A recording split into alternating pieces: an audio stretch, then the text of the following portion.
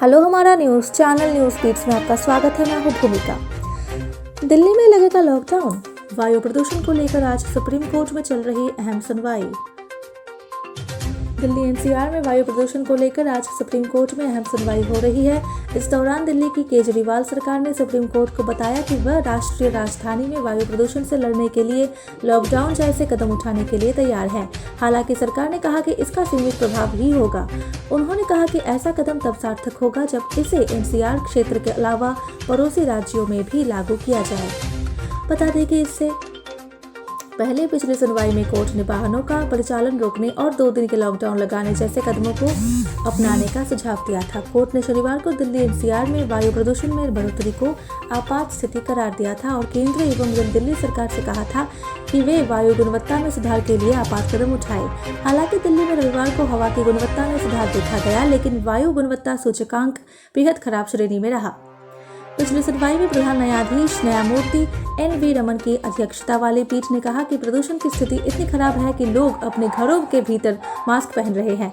इस पीठ में न्यायमूर्ति डी.वाई. चंद्रचूड़ और न्यायमूर्ति सूर्यकांत भी शामिल थे।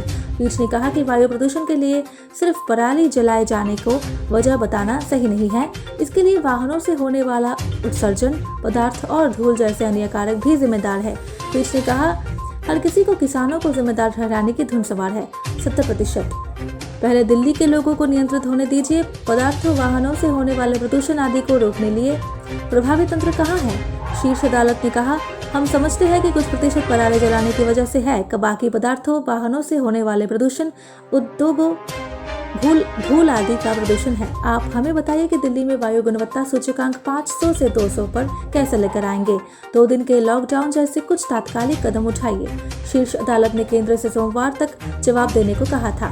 कोर्ट ने इस तथ्य का भी संज्ञान किया कि राष्ट्रीय राजधानी में स्कूल खुल गए हैं और प्रशासन से कहा कि वाहनों को रोकने या लॉकडाउन लगाने जैसे कदम तत्काल उठाए जाए। केंद्र सरकार की तरफ से पेड़ भी कर रहे सॉलिसिटर जनरल तुषार मेहता ने कहा कि पंजाब में पराली जलाई जा रही है और राज्य को इसे लेकर कुछ करना होगा। पीठ ने कहा आपका मतलब ये लगता है कि सिर्फ किसान जिम्मेदार है। दिल्ली में प्रदूषण को नियंत्रित करने से जुड़े कदमों का क्या है? मेहता ने स्पष्ट किया कि उनका कहने का मतलब ये नहीं है कि सिर्फ किसान जिम्मेदार है।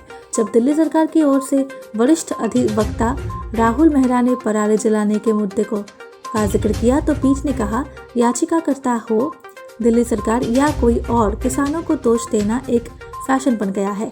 क्या आपने देखा है कि कैसे दिल्ली में पिछले 7 दिनों से कैसे पटाखे फोड़े जा रहे हैं? दिल्ली पुलिस क्या कर रही थी?